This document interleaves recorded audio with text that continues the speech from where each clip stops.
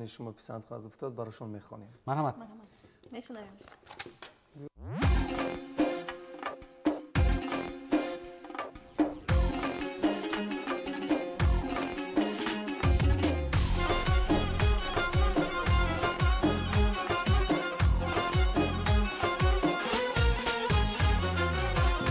بدن گل پیرهن شب خوابم آمدی، یک شب جانی من بهری تابم آمدی. گل بدن گل پیرهن شب خوابم آمدی، یک شب جانی من بهری تابم آمدی. خنده بر لب دست بر دست با رقیبانی منی، خنده بر لب دست بر دست با رقیبانی منی. نازنینی به وفا بهری عذابم آمدی، نازنینی به وفا بهری عذابم آمدی.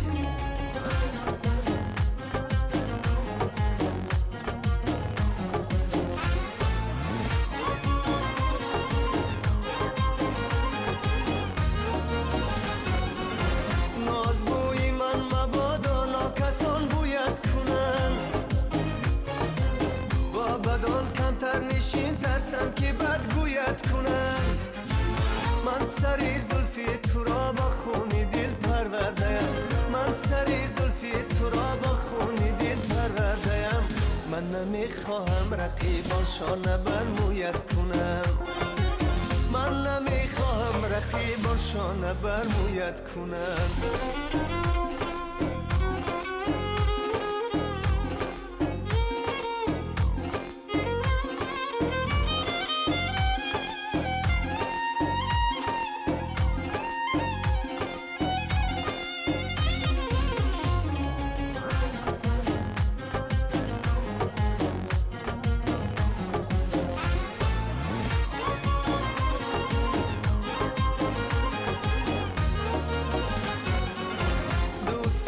شب دوای جانی مزونم کنه، بر سرم افسانه خانه دو افسونم کنه. نیستن دوهی مرا بر دردی مجنون نسبته، نیستن دوهی مرا بر دردی مجنون نسبته. میشوم دیوانگر نسبت به مجنونم کنه، میشوم دیوانگر نسبت به مجنونم کنه. گل بدن گل پیرهن شب خوابم آمدی، یک شب جانی من بهری تابم آمدی.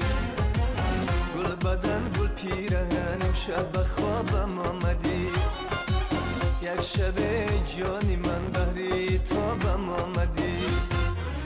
خنده بر لب دست بر دست با رقیبانی منی، خنده بر لب دست بر دست با رقیبانی منی. نازنینی به وفا بهری عذابم آمدی، نازنینی به وفا بهری عذابم آمدی. بهترین. خب آغاز روز نو، آغاز فصل شکفتن ها و رستن ها به شما مبارک باشد.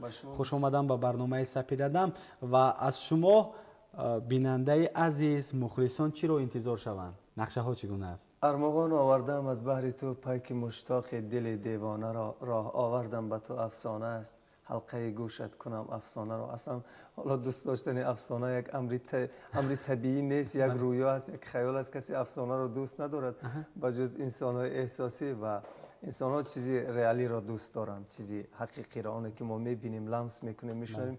البته ارمغان من برگ سبزی من برای ایشان ترانه های نو در سال 2013 و به همه آنها خانه آباد میخواهم، سلامتی.